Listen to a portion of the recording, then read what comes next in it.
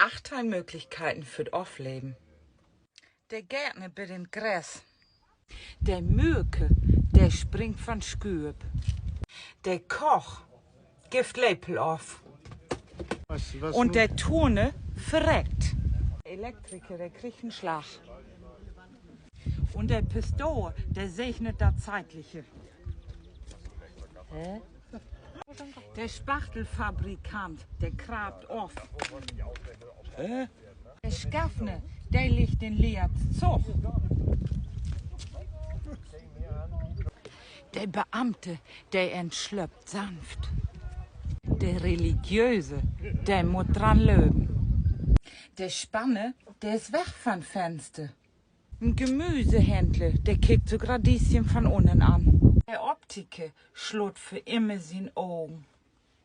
Der Jäger geht in ewig Jagdgrün in.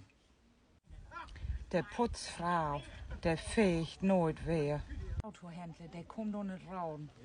Der Tenor hört Engel singen. Und uns läuft Dolly, naja, der off.